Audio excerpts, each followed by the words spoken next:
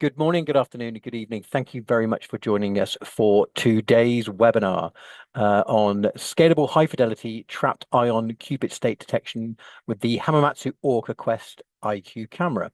I am very pleased to be welcoming Dr. Andrew Van Horn, who will be giving the presentation shortly. He should be joining us now. Hi there, Andrew. Hi there. Hello.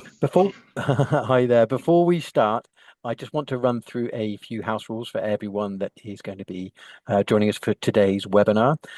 First of all, it is being recorded. So if you have to step away from the presentation or there's something you miss during the actual presentation itself, don't worry, it will be available on the optics.org website in about 24 hours. And of course, if you do ask any questions during the presentation, we will try and get through as many of those at the end of the presentation in the Q&A. If for any reason we don't ask your question or try to answer it, don't worry. Someone from the Hamamatsu team will reach out to you directly to try and follow up with any queries or questions that you may have. What I'm going to do now, first of all, is, like I say, I'm very pleased to welcome Dr. Andrew Van Horn, who has very recently received his PhD in electrical computer engineering at Duke University. Working with Dr. Young-Sang Kim, his graduate research focused on scalable hardware solutions to enable trapped ion quantum computing. So a very big congratulations on very recently getting your PhD. Well done. Thank you. Okay. What I'll do now is I'm going to turn off my camera mic. I will hand over to you, Andrew, and you can begin your webinar presentation. Thank you very much. All right, go ahead and share. Thank you for the introduction, Robert, and thank you to Hamamatsu for sponsoring this webinar, SPIE for putting it on as well. Can everyone see my screen? Are we presenting now? Yes, you're all good. Okay, thank you very much. Yes, so as Scott said, in my PhD research, we're focusing on trapped ion quantum computing with a particular focus on how to enable greater manufacturing scalability, how to produce more units, and how to produce systems that have a larger overall qubit count. So in this webinar, we're going to be looking at three things primarily. First, we're going to explore the model of a detection fidelity for the ytterbium-171 qubit.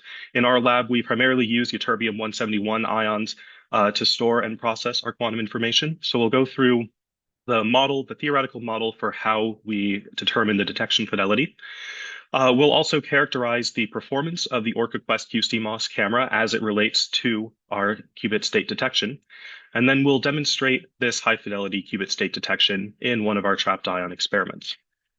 So real briefly, trapped ion quantum computing. There are many hardware platforms that we can use to realize quantum computing systems.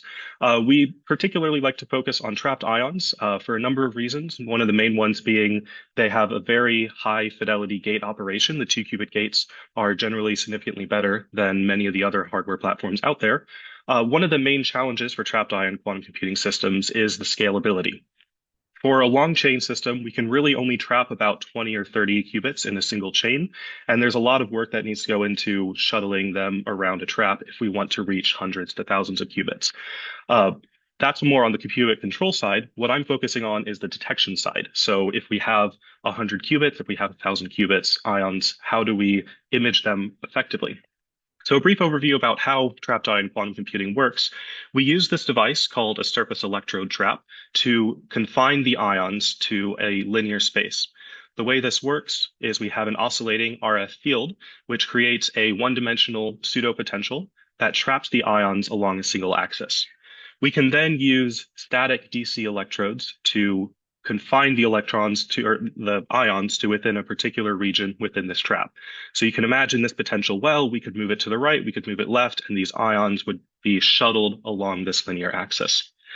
So each ion allows us to gives us a single qubit that we can encode in the electronic states of the ions, in the energy levels of the ion.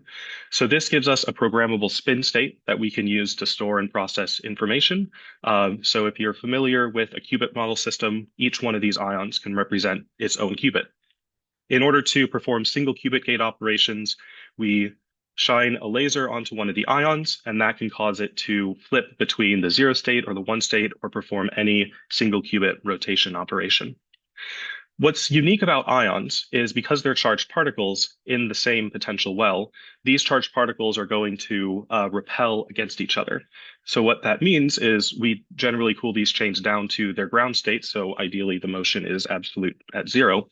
But if there's any perturbation, any motional perturbation, we get these quantized motional modes within the system. So these are just vibrational modes that cause the chain to move in a particular way. And because this is so low energy, these vibrations are actually quantized. So we can define them as a bosonic type particle. In the literature, these are usually called phonon modes.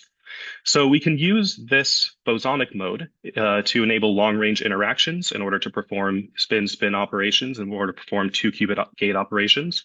The other interesting thing about these is we could use these bosons as an additional quantum resource. So instead of just focusing on individual qubits, if we can encode that information into the bosonic states as well, that gives us a much larger state space to store and process the quantum information. But for a two-qubit gate, we would generally shine two lasers onto the ions in order to perform a multi-qubit operation. So that's in the state preparation and control side of things. Now we'll move on to the rest of this talk about qubit state detection. So given that we have a qubit that's prepared in either the zero state or the one state, how do we extract that information from the system? We can shine lasers onto the qubits in order to control them, but we need to read that out in order to complete the overall operation. So in order to do that, let's take a look at the energy level diagram of this ion. So these circles here represent the ions that are trapped in a chain. And here we see the energy level diagram of one of those qubits. So in the ground state manifold, we can encode the qubit in this hyperfine structure. So a dark state, zero state will be in this f equals 0 hyperfine level, and the bright state will be in this f equals 1. This hyperfine structure is basically a joint coupling between the nuclear spin and the electron spin. So we're kind of moving the joint coupling between the two when we perform this perturbation. So the dark state can be prepared in this f equals 0 state. And then by applying a perturbation that's resonant with this 12.6 gigahertz line, we can excite that from the dark state up to the bright state, so turn the ion into a bright qubit. This is usually done using external microwave fields if we wanted to apply the gate to all ions in parallel, but it's also commonly performed using a two-photon Raman interaction with the relevant detuning. So we can prepare the qubit in this bright state, but now we need to read that information out. In order to do that, we can look at an additional level of the energy level diagram.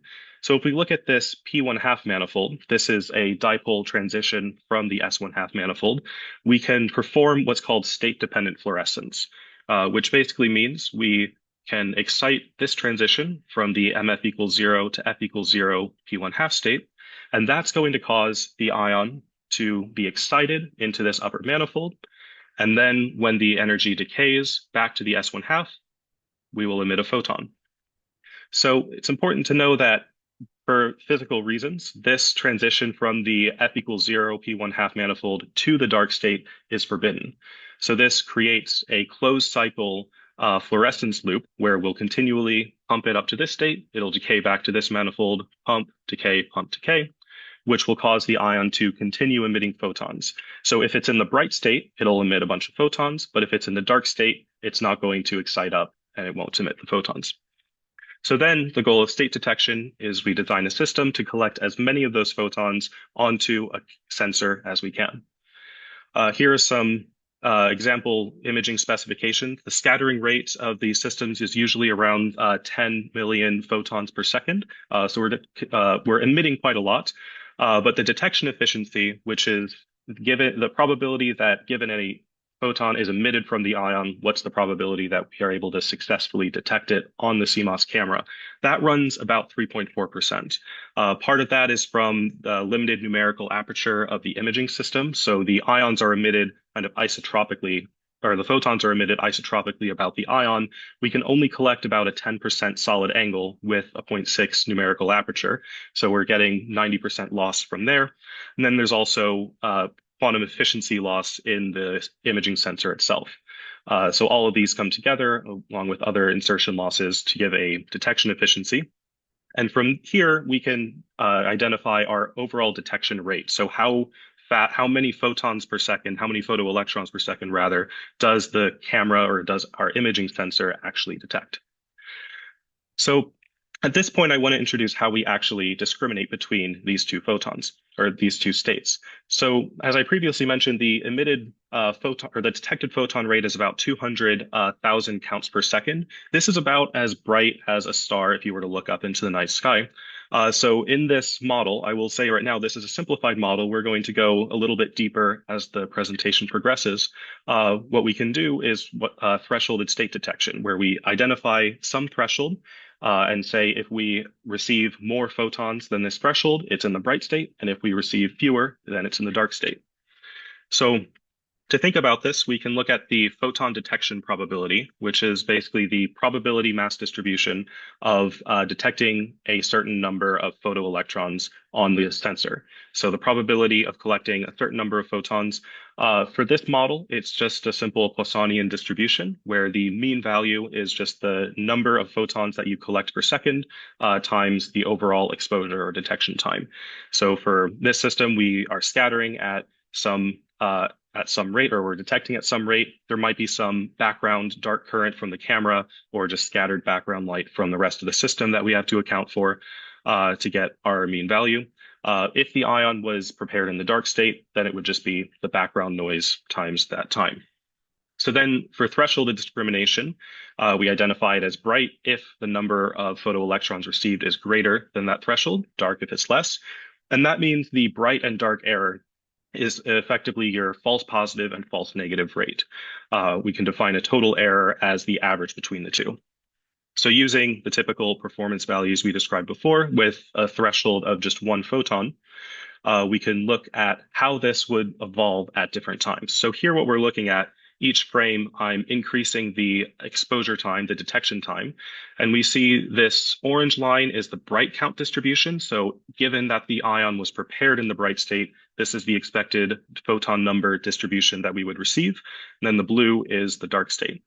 So the area under the curve here in green is a successful detection. The ion was prepared bright and we're measuring it as bright. But the area in red here would be a error. So it's prepared bright, but because those photons are to the left of the threshold line, we misidentify them. So that counts as an error. And with this model, we would be able to just increase the detection time arbitrarily high, set an arbitrarily high threshold, and we'd be able to have very high fidelity detection. But the problem is the model that I had just given you doesn't capture everything that's going on inside the ion. So in order to get a more accurate model, let's go back to our energy level diagram. So I previously stated that this decay from the F equals 0 P1/2 manifold to the F equals 0 S1/2 manifold to the dark state is forbidden. And while that's true, there are other mechanisms that can allow this bright state population to flip or decay into this dark state. So while we're driving this transition, because the detuning, the frequency offset between the F equals 0 and F1/2 manifolds is so small, only about 2.1 gigahertz relative to the overall line width of the system, relative to 19.7 megahertz, which is the line width of this level. There's a slight probability that this bright state can be excited into this F equals 1 manifold. Because this is gigahertz relative to megahertz, the likelihood that this happens is given by this gamma, this line width, divided by the separation, the additional detuning needed squared, comes out to about 22 and 10 to the minus 6, which is a small probability. But remember, we're scattering at a rate of 10 million photons per second. So that means that this actually happens fairly often. So this off-resonant scattering can cause the bright population to excite into this F equals 1 manifold, which can then decay into the dark state. So the ion is able to go from the bright to the dark state. Likewise, this transition from the F equals 0 to F equals 1 state, from the S to the P, is also possible. The frequency is a little bit higher. It requires more energy, a larger detuning. So the rate at which that happens is a bit lower, but still something we need to account for. And this would cause the dark state to, again, excite into this upper manifold and then decay into a bright state. So this causes a state flip rate, which is proportional to the applied intensity of the detection beam, applied intensity of this laser beam. Yeah, so we have a certain dark flip rate and a bright flip rate that happens as we are detecting our system, which isn't very advantageous, because if you're trying to detect your ion, if you're trying to detect your qubit state, and it flips from one state to another mid-detection, then that can cause plenty of errors. So in order to incorporate these state flip rates into the overall model, the equation is a little bit complicated, but I'll try and unpack it here for you. So we can look at that same photoelectron probability mass distribution, and we see kind of a couple different regimes. So this first part of the equation basically represents the number of photoelectrons we would expect to get given that the state was that no state flip occurred. So given that throughout the entire detection process, the population stayed bright or it stayed dark. And then this red part here, slightly more complicated, is given by the number of photoelectrons we receive, assuming that one state flip occurred. So we prepared it at bright, we started emitting a bunch of photons, and then it flipped dark and stopped emitting, or vice versa. We started dark, we detected, and then it flipped bright midway through. There are some higher order terms that happen if there were 2 or 3 or 4 or n state flips that occurred, but because the state flip probability is so low, this probability is low enough that we can discard it from our model. So this model, you can see it has some Poissonian probability mass distribution, some CDFs, a lot of variables in here. Fortunately, we can just plug it into our simulation and get the result out. And given which state we prepare in, whether it's the bright state or the dark state, can plug in different values for these variables to get what our expected distribution looks like. So when I simulate this as before, so we're sweeping the detection time at different frames, we see this bright count distribution has this residual tail at the low photoelectron count number. This basically, the way to understand this is that this is the ion starts in the bright state and then quickly turns dark before we're able to detect enough photons to make it a state detection. So it fits maybe one, or we detect maybe 1 or 2 photons, and then it flips dark, and then it just stops emitting photons. So with this residual tail, you can see we're no longer able to just arbitrarily push out our detection time or a detection threshold, because we would keep integrating this error to the left here. So this residual tail comes out to be at the ratio of this dark pumping rate to the photon detection rate. In this system, with our photo detection rate as described here, this comes out to 4 × 10⁻³ . So then what we can do is we want to find the optimal parameters to get the minimum detection time. So we have 2 variables. We have the threshold that we can use, or the threshold at which we put the state detection, and we have the overall detection time. For an ideal sensor that doesn't have any readout noise, ideally you would just set this threshold to 1, and you would then minimize or find the minimum the time at which the detection error is minimized. So here we're seeing those detection error curves at different thresholds. You can see as we increase the threshold, we're unable to reach these lower detection error rates, and we can minimize find the time that minimum curve. As you increase the exposure time, then the dark pumping or the bright pumping channel starts to come into play, and you see a reduction in your overall efficiency. So we can identify the optimal point. So with this ideal sensor, we can look at what detection fidelities we're able to achieve at different detection efficiencies and at different background noises. So I'm assuming the camera is perfect. The camera has no readout noise, and all of this is just coming in from the imaging system. So we have some background photons that are leaking in, and we have some loss from our detection system.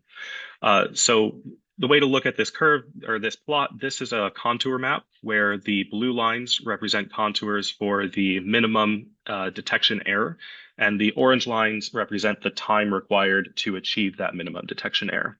So I primarily want to look at the blue lines here. A few things to note is background noise after about 10 counts per second, below 10 counts per second, anything lower, we start to see diminishing returns. So once you cross this 10 counts per second threshold, obviously reducing the background noise will improve the fidelity, but we start to see diminishing returns. Above that, that background noise does dominate. But the detection efficiency is always important.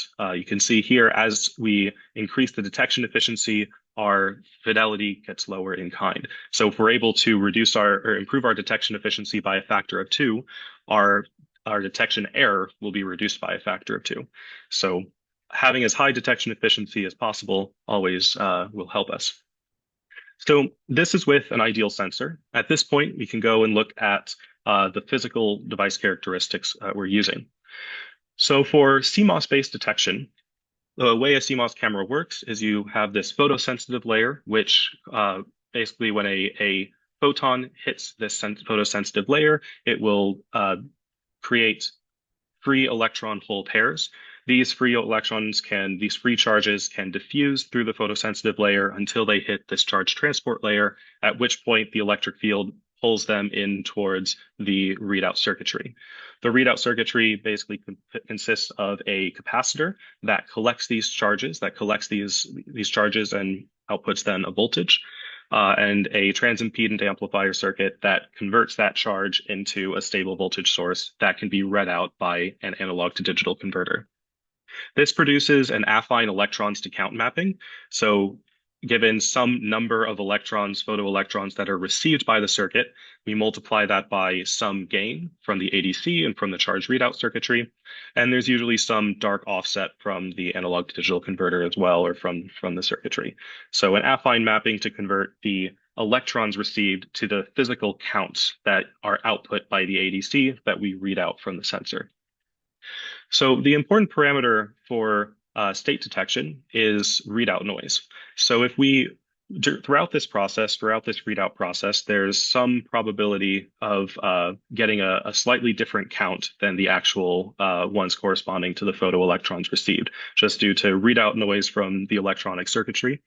So if I cover the sensor, if I have a fully dark environment, and I collect 100,000 samples, I can measure the histogram of the dark noise.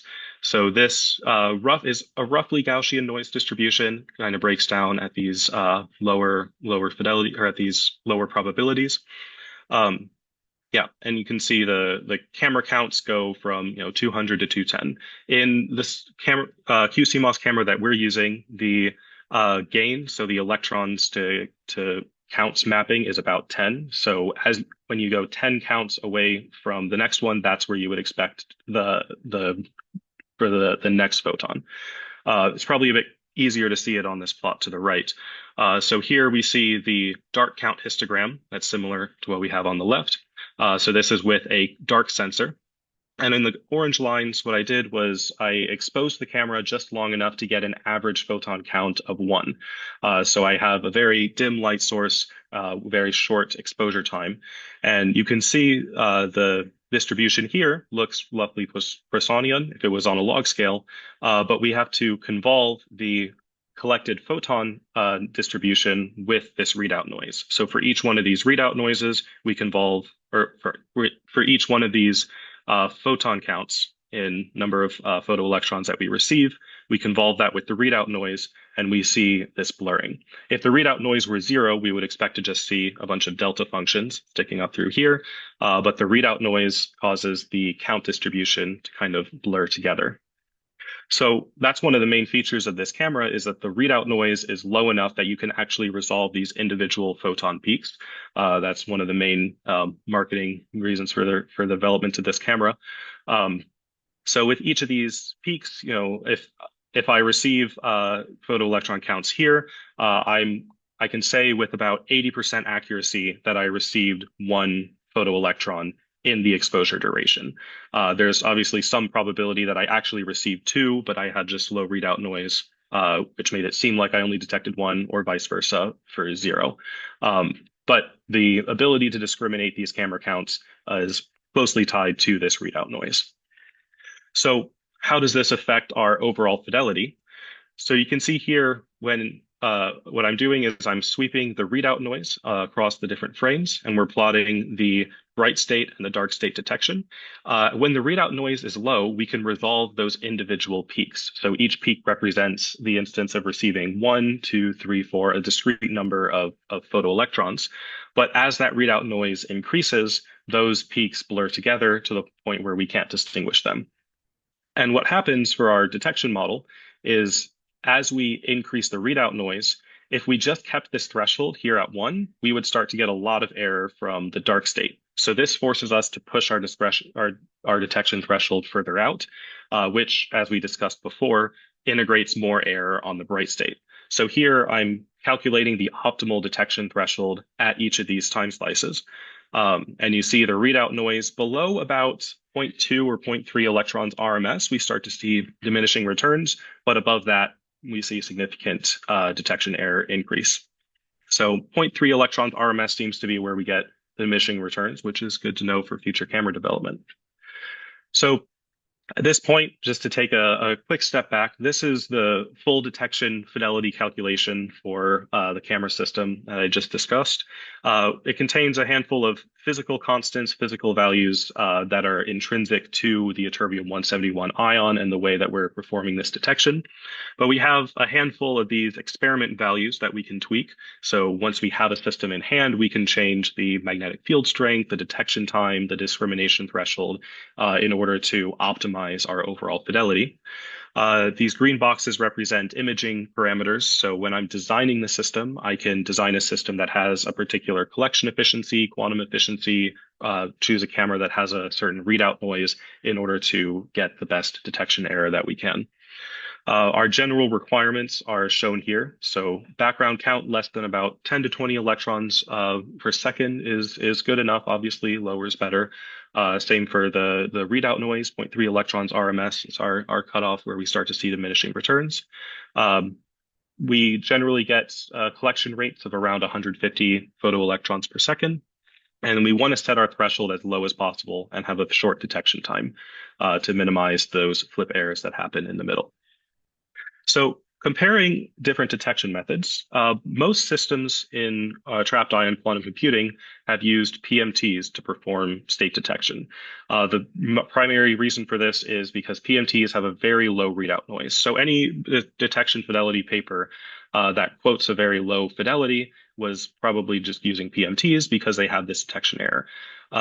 Camera-based systems in the past have always had a higher readout noise, which has meant that any system that uses a camera is going to be sacrificing their detection fidelity.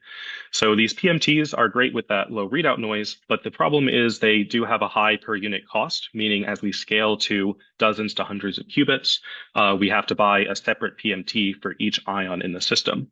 They also have a fairly large pixel size, which means the imaging system to project our ion chain onto these PMTs generally has to be large because you need a fairly large magnification.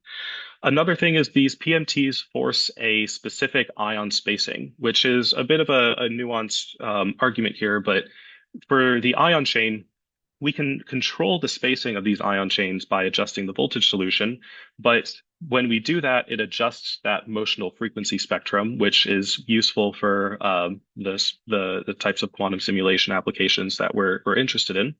But with PMTs, we're kind of locked into a particular ion arrangement because we only have one device per channel. Whereas for a camera system, one of the advantages is the higher spatial resolution allows us to control or adjust the positioning of the ions more dynamically and between experiments so that we can get different motional mode configurations that might be useful in our system. So historically, these cameras had a much more favorable scaling. So any system that needed hundreds of qubits would usually just go for a camera and sacrifice that fidelity. The smaller pixel size meant you can actually compact the imaging system significantly as well. However, the recent developments in camera-based imaging technology have created cameras that have a low enough readout noise that we can achieve comparable detection fidelities to the PMT systems while maintaining all of the advantages.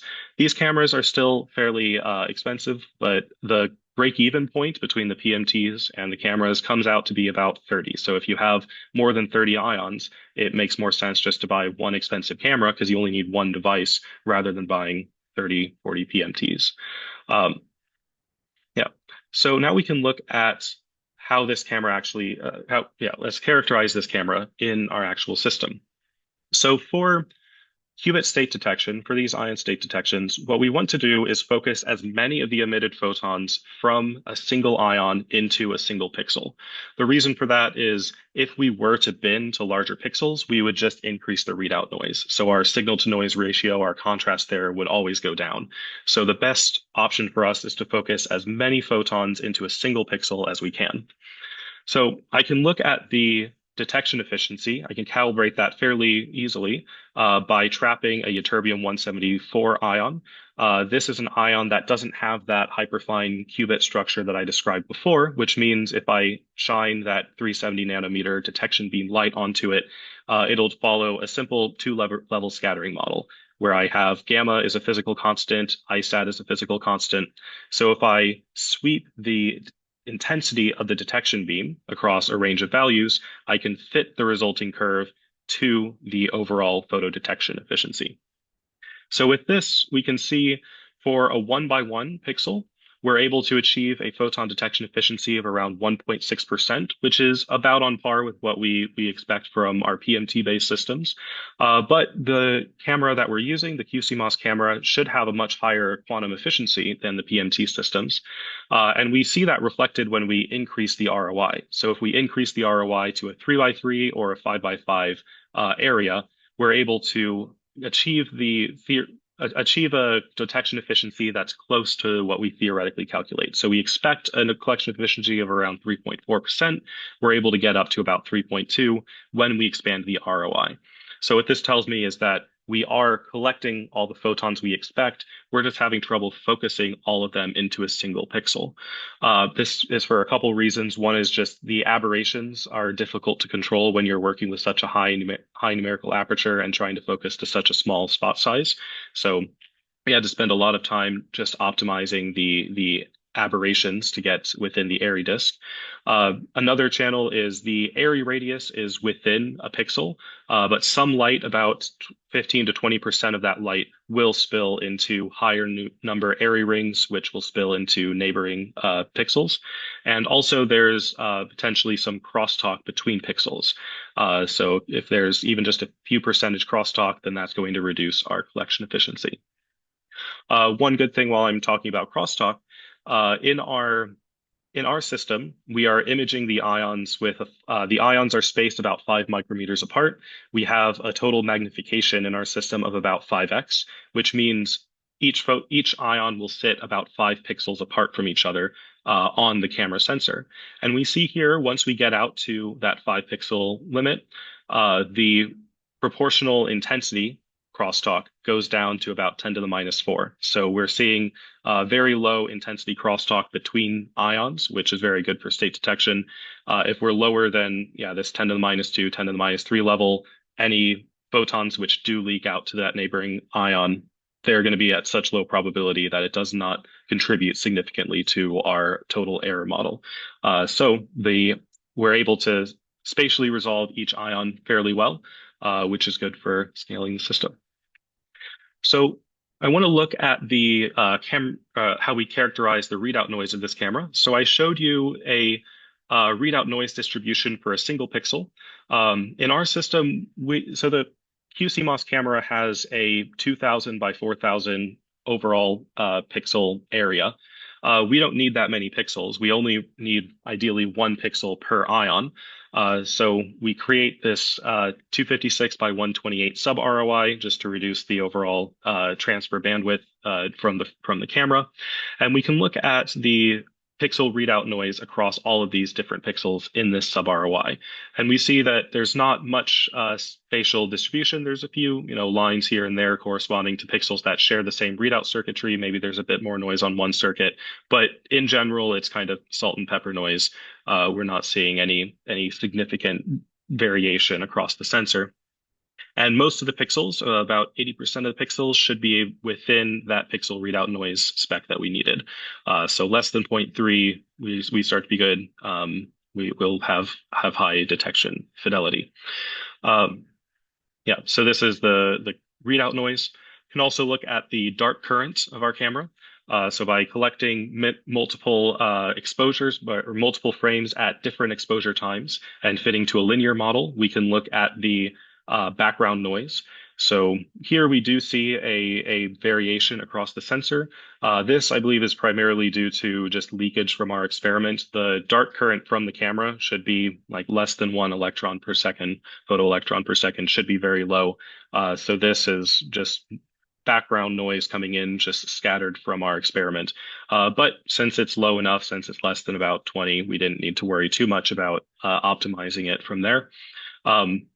So we do see this variation, but it's within 15 to 20 photoelectrons per second. So that variation doesn't affect our overall fidelity too much. So using these parameters and using the fidelity model I described before, I can calculate our expected detection error across all of these pixels. We see kind of the same salt and pepper. There's not really a statistical variance across the sensor, it's just kind of random which fidelity we'll achieve. And we can see that about 80% of our pixels, we should be able to get a detection fidelity of around 3 or 4 times 10 to the minus 3. So this is just a cumulative distribution. The way to read it is, for this error, 4 times 10 to the minus 3, 90% of the pixels should be less than that. So now we have our theory for what we should expect from the system. We need to wire it into our experiment. So what we use is we use the ARTIQ control system. This is kind of the workhorse in the labs here at Duke. It contains a bunch of modular components that can connect to various devices in the lab. And they've developed one card called the grabber interface, which is able to interface with the camera link, which is a protocol that is available on the ORCA Quest IQ camera. If you're interested in any of the code, any software that I present here, I have some representative snippets for how I interfaced with this controller into the Hamamatsu camera that are available at this link. So this ORCA Quest camera outputs a high bandwidth camera link interface that we can read in through the grabber. This grabber card can then send that to the ARTIQ controller. And in order to close the loop, we need to synchronize the camera exposure to the rest of the experiment. So we want to make sure we're exposing at exactly the right time with real-time control over when that happens. So the ARTIQ controller sends out a TTL trigger. That TTL just triggers the camera to expose for a certain duration. And then all the other controls in the experiment go through this system. So we then use the USB interface of the ORCA Quest to update any other parameters in the system. So this would be to set the exposure time, set parameters like the sub ROI settings, things like that. But we can also use it to monitor the frames through non-real-time channels. So this USB is going to be non-real-time, but we still get all the frame data through it, so we can monitor it while the experiment is running. And then this PC communicates to the ARTIQ controller over networks to load and receive the data from the experiment. It's worth noting that the ARTIQ system in the gateware, in the software running on this controller, provides us with 16 programmable ROIs. And the way it works is we define 16 ROIs within each frame, and the ARTIQ gate will return the sum of the counts of each ROI individually. Instead of feeding the entire camera link data back to the host, it takes that data, it takes that frame, chunks it up into these ROIs, sums the values within the ROI, and then gives that value back to the host, just to reduce the processing bandwidth within the controller. So using the ARTIQ system, this effectively limits us to only being able to detect 16 ions at a time. This, I want to note, is a limitation of the gateware itself. So if we needed to expand this to a larger number of ROIs, we could do that. It just requires rewriting some of the gateware running on the ARTIQ controller.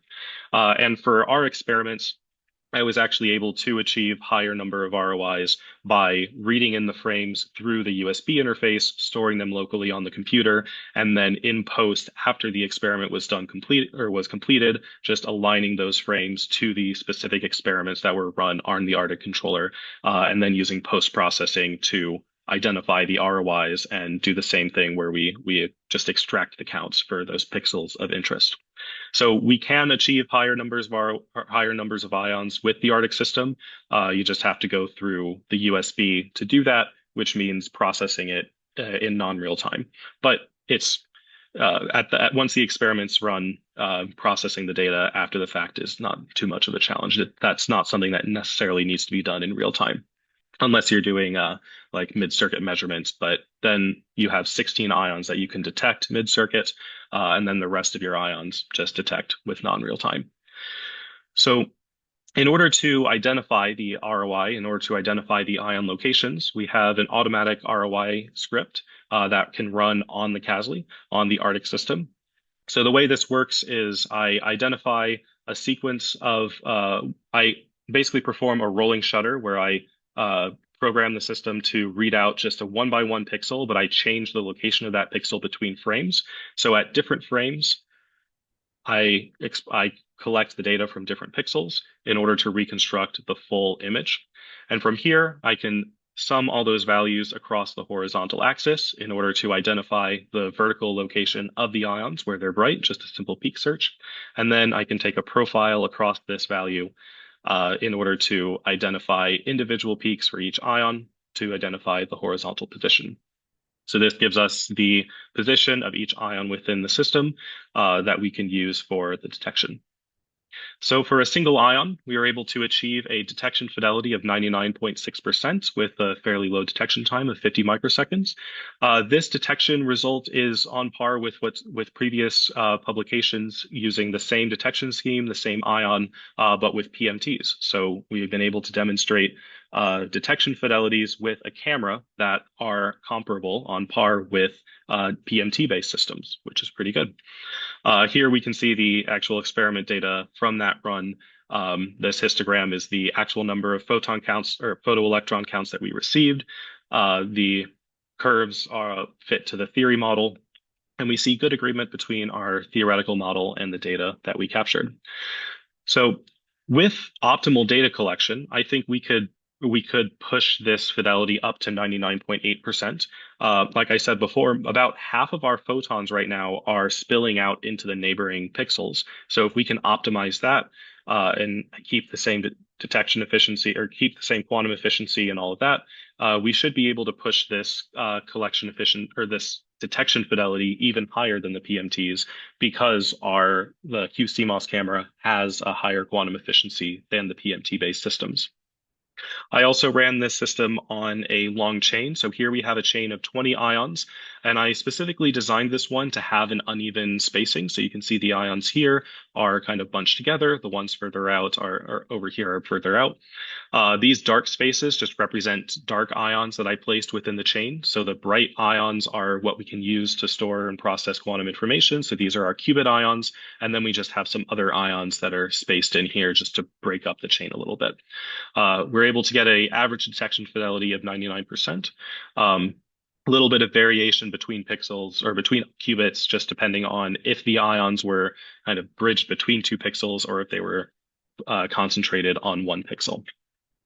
So I have a few ideas for future directions for this work that I want to bring up before I close. So the first is heralded entanglement. So for trapped ion systems, sometimes one way that we are looking at networking multiple systems together is to use this heralded entanglement scheme, which looks like this, where basically we make both traps emit a single photon. We put them through some sort of beam splitter to combine those photons, and then we detect them on a photodetector. Currently, we're using PMTs for these photodetectors, but I could imagine with a large-scale system, if we're going to have 100 different chambers working in parallel, it would be very useful to be able to detect all of them with a single sensor. And the ability for the camera to detect, to distinguish between 0 photons received, 1 photon, and 2 photons would actually be very useful, because if you receive 2 photons on a single detector, that tells you something differently than if you receive 1 photon on one detector and 1 photon on the other. So that photon number resolving would be very useful. Another possible direction would be pixel binning. I mentioned before that as we increase the area of the pixels, then it increases our readout noise. But the readout noise only needs to be around like 0.25, zero point 0.3 electrons RMS. So if we can make a camera that has even lower readout noise, then we could bin a larger region. So if I binned a 3 by 3 region, then I just need a readout noise that's 1/3 less in order to achieve the same readout, in order to receive the same readout noise spec. The readout noise just goes basically as the square root of the area of the pixels that you bin. So this would be a way to increase our total collection efficiency of the system. But that relies on camera hardware that can achieve lower readout noises. Another avenue would be for the camera development side is in-camera binarization. So currently we're sending the full frame of data to our main control system, but we're sending 256 by 128 pixel area, and we're really throwing out all but a few pixels because we only need the number of pixels corresponding to the number of ions that we're actually using, the number of qubits. So putting some sort of intermediary processor, whether that's on camera or whether it's some other device, to take in this high bandwidth data stream and just detect on the ions that we care about and return some low bandwidth binary value that's just, is the ion bright or is it dark, would save a lot of processing power on our system. And then lastly, this work was done using the ytterbium qubit, but there are other ions that we could use to perform trapped ion quantum computing, and each one has its own trade-offs and benefits and trade-offs. One that I want to note here for barium, a lot of systems are starting to work on barium, and with state detection in barium, we can achieve much lower dark and bright pumping rates, and with that, we should be able to achieve very low detection fidelities. So 3 × 10⁻⁶, so a 3 order of magnitude improvement over the ytterbium system. But the camera, because it has low readout noise, will allow us to be able to reach the fundamental limit. So we're limited no longer by the camera specs, but by the qubits, the ion species itself, and the physical atomic properties of the ion. So with all of that, I'd like to acknowledge my collaborators, Seiyun Bak, Jiyoung Yu, and Kavya Ranawat, who are my collaborators here at Duke. Also, thank you to Hamamatsu for helping us get set up with the qCMOS camera, answering all our questions, and just collaborating with us to build something that really works well for our system. The Quantum Systems Accelerator Program through the U.S. Department of Energy for funding. The manuscript for this work is in preparation. I'm hoping to have that up in the next couple months. But if anyone's interested in a further discussion, feel free to reach out. So with that, I think we can open it up to questions. Hi, Andrew. Hopefully you can hear me okay. Can you hear me? I can. Perfect stuff. Yes. Good stuff. Good stuff. We have had quite a few questions coming in because it's been quite an in-depth presentation. So if it's okay with you, I'm going to jump straight in with some of the questions that we have had. Yes. Obviously, if there's anything that's not quite in line with your presentation or you're not quite comfortable, just let me know and we'll move on to the next one. Okay. So we've had a question here asking whether mid-circuit measurement has been performed using qCMOS and how long it takes to perform branching, threshold, single-shot measurement with CASLI? CASLI? Yep, the CASLI is the main hardware. Okay. Yep. So mid-circuit measurement and branching has not been demonstrated with the qCMOS in our lab. I can't speak for other systems that have used it. Because it's a newer camera, I would expect not. As far as branching, for that, we're primarily limited by the CASLI hardware. The qCMOS is able to return data within a couple milliseconds, and we're able to process that data fairly quickly. The grabber, unfortunately, one of the limitations of the gateware that's running on the CASLI is it takes about 150 milliseconds for the data to be available to the kernel. If you're not doing mid-circuit measurement, that's not really a problem. You just buffer between experiments and you read it back later. But obviously, mid-circuit measurement, 150 milliseconds is way too long. Your qubit's going to decohere. So in order to enable mid-circuit measurement, I think we need to develop a custom gateware to run on the grabber. I think it's it's basically a limitation of the RTIO engine that's running in the CASLI. The RTIO engine takes about 150 milliseconds from what I've measured, from when it receives the frame to when it's available to the rest of the system. So that's where in-camera binarization, having this image processor as an intermediary device so that it can just return an SPI line that can be quickly read, would be able to make that much faster. But the data bandwidth and the capture rate of the camera, we haven't really been limited by that. Okay, thank you very much. So we've also got another question here. So manufacturing scalability transformed genomics through semiconductor-based sequencing. Do you envision similar manufacturing breakthroughs in trapped ion systems, eventually enabling quantum-enhanced biosensing, protein design, or single molecular diagnostics? Yeah, I'll say first off, I'm not an expert on the bioengineering side of things, but I do know that yeah, physical chemistry simulation is one of the many applications for quantum computing that we're primarily looking at. One of the things that we like about trapped ion systems in particular is that we have this motional degree of freedom that we can use to simulate bosonic Hamiltonians, to potentially model vibrational states within a molecule, for example, or these dissipative vibrational states, things like that. I think for a trapped ion system, if we can get 20 or 30 even controlled qubits, then that gives us, 30 electron sites. So think about that's at that point we're able to start breaking even on classical processing or even having some advantage over classical processing systems. So yeah, for the long chain trapped ion architecture, I think we're close enough that we're within a few orders of magnitude that with current technology, if we can scale it down, if we can make the system more compact, higher fidelity, more stable, we could get to a slightly larger chain system and start doing some quantum advantage experiments. Now, scaling to the hundreds or thousands of qubits needed for larger ones, I think we'll definitely need some additional technological breakthroughs on the trapped ion, on the long chain trapped ion side. Other architectures have their own, have their own drawbacks and their own breakthroughs to make to achieve that as well. Okay, thank you. Another one here is as trapped ion quantum computers focus on scaling and increasing fidelity, what do you think the future of qubit state detection will look like to enable a high fidelity and scalable trapped ion quantum computer?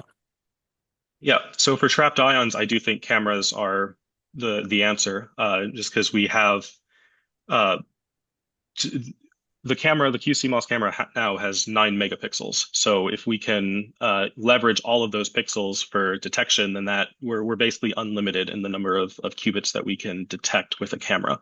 What does limit our detection is the field of view of the imaging optics. So right now, the 0.6 NA imaging lens that I have in the current system can only view about 100 ions in diameter before the edge ions start to come out of focus. So we could image an array, but arrays won't really work with the trapped ion architecture. Could be useful for like a neutral atom architecture where you have like a 2x2 array.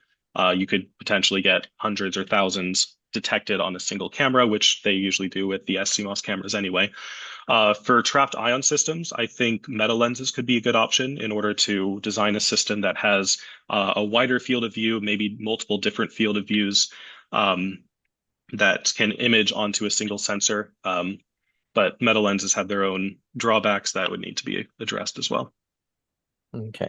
And for a researcher who is considering upgrading their current trapped ion setup from PMTs to cameras, what are some of the factors they may need to consider to have a successful transition?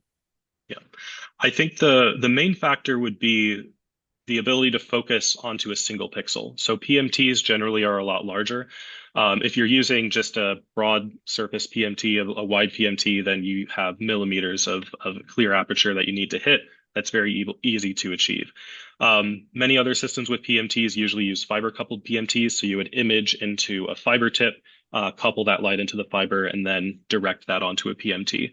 So I think the main consideration would be just designing a low aberration imaging system that can collect as much of your light into a single pixel as possible. Okay, maybe just one or two, if you don't mind. What are some of the challenges you encountered while conducting this experiment, and how did you manage to overcome them?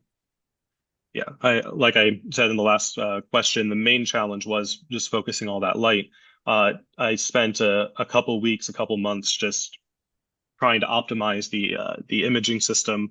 So I ended up developing a whole process to align each lens and characterize, do we have spherical aberration? Do we have coma? How much do I need to adjust each lens to minimize each of those aberrations in order to get the best collection efficiency as possible? Okay. We have one here just congratulating you on your dissertation, enabling technologies for manufacturing scalability of trapped ion computers. Is the dissertation publicly available yet? I think you mentioned earlier that you're kind of going to have that information up together. And will they be deposited in DukeSpace or any other repository? The dissertation is not currently public because I still have about 30 days to make final manuscript edits before final submission. In 30 days, I don't know what Duke's how long they will take from when I hand it over to when it will be available. It will be available on DukeSpace.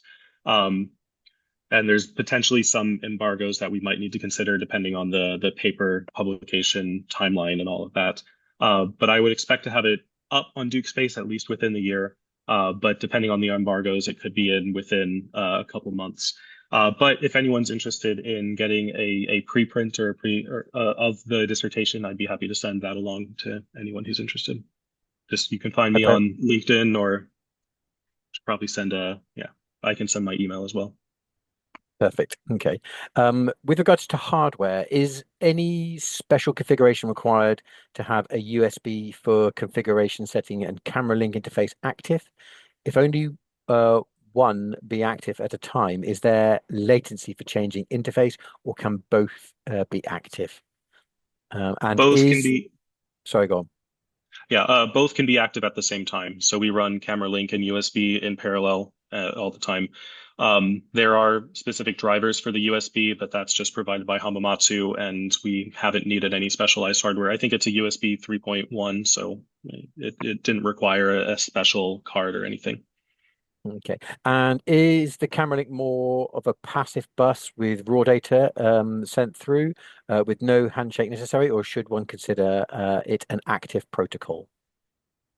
You should consider it as a passive protocol.